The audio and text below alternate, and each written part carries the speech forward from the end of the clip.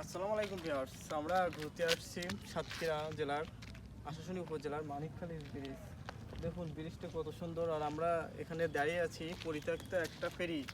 এই ফেরিটা কিন্তু অনেক দিন ধরে নষ্ট হয়ে গেছে, জং ধরে গেছে। আর এই যে দেখুন ফেরির ওপরে কিন্তু এই যে গোলপাতা, এটা আমাদের সাতক্ষীরা জেলায় খুবই কম পাওয়া যায়, কিন্তু আশাশুনি, শ্যামনগর, কালীগঞ্জ এদিকে কিন্তু গোলপাতার অভাব নাই।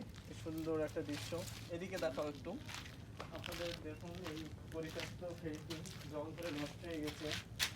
দেখুন অবস্থা কি, এগুলা একেবারে শেষ।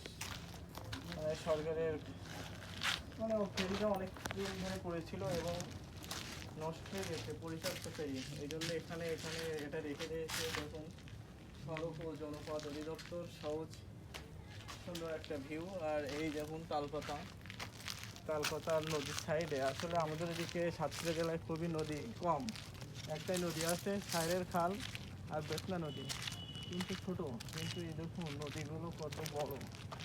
মানিকখালী নদী দেখুন কত বড়। এখানে কিন্তু জাহাজ, লঞ্চ, স্টিমার, স্পিড বোট সব যায়, কিন্তু এখন আমরা আসছি বলি আজকে আমাদের সাথে দেখা হয়নি। দেখুন ওই কত সুন্দর একটা বক দাঁড়িয়ে আছে দেখুন। আরে আমার এই বন্ধু বিরিয়ানিতে ডিম দেয়নি, তাই মন খারাপ, ক্লান্ত হয়ে গেছে।